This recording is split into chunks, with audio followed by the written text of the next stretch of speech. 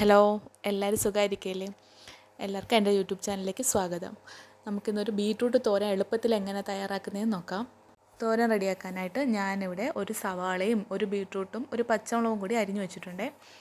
ഇതിൽ നമ്മൾ തേങ്ങ അരച്ചൊന്നും ഇടില്ല, കൈ വെച്ചൊന്നും തിരുമ്മി ചേർക്കത്തേ ഉള്ളൂ. ആദ്യം നമ്മുടെ പാത്രം ചൂടാകുമ്പോൾ കുറച്ച് വെളിച്ചെണ്ണയും കടുവും കറിവേപ്പിലയൊക്കെ പൊട്ടിച്ച് അതിലേക്ക് നമ്മൾ അരിഞ്ഞു വെച്ചിരിക്കുന്ന സവാളയും ബീട്രൂട്ടും പച്ചമുളകും കൂടി ഇട്ട് നന്നായിട്ട് ഇളക്കി കൊടുക്കുക. ഇത് കുറച്ച് സമയം ഒന്ന് അടച്ചു വെച്ച് വേവിക്കണം കേട്ടോ. അത് വെന്ത് വരുന്ന സമയം കൊണ്ട് നമുക്ക് എളുപ്പത്തിൽ അരപ്പ് തയ്യാറാക്കിയെടുക്കാം. ഇത് നമുക്ക് അരയ്ക്കേണ്ട ആവശ്യമൊന്നുമില്ല, അതിനകത്ത് ഉള്ളിയോ വെളുത്തുള്ളിയോ ഒന്നും ചേർക്കുന്നില്ല കേട്ടോ. ഞാൻ ഒരു 1/2 ടീസ്പൂണോളം മുളക് പൊടിയും 1/4 ടീസ്പൂൺ മഞ്ഞൾപ്പൊടിയും 1/2 ടീസ്പൂൺ കുരുമുളക് പൊടിയും കൂടെ ചേർത്ത് നന്നായി കൈകൊണ്ട് തന്നെ തിരുമ്മി യോജിപ്പിച്ചെടുക്കുകയാണ്. അപ്പോഴേക്കും നമ്മുടെ സവാളയും ബീട്രൂട്ടൊക്കെ നന്നായി വെന്ത് വന്നിട്ടുണ്ടാവും, വഴണ്ട് വന്നിട്ടുണ്ടാവും. ഇനി നമുക്കിതിലേക്ക് അരപ്പ് കൂടി ചേർത്ത് കൊടുക്കാം. ഇനി നമുക്ക് ആവശ്യത്തിനുള്ള ഉപ്പും കൂടി ചേർത്ത് കൊടുക്കാം. ചേർത്ത് നന്നായിട്ട് ഇളക്കി കൊടുക്കാം. ഇപ്പോൾ നമ്മുടെ തോരൻ ഇനി ഏകദേശം ഒരു 2 മിനിറ്റോളം ഒന്ന് അടച്ച് വെച്ച് വേവിച്ചാൽ റെഡിയായി.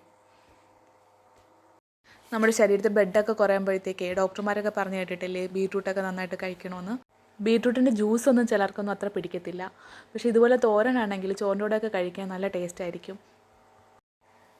കുട്ടികളുടെ ലഞ്ച് ബോക്സിലൊക്കെ കൊടുത്തു വിടാൻ പറ്റിയ ഹെൽത്തി ആയിട്ടുള്ളൊരു ഐറ്റമാണ് ബീട്രൂട്ട് തോരൻ. അപ്പോൾ എല്ലാവരും ട്രൈ ചെയ്ത് നോക്കുമെന്ന് വിചാരിക്കുന്നു. Thank you for watching.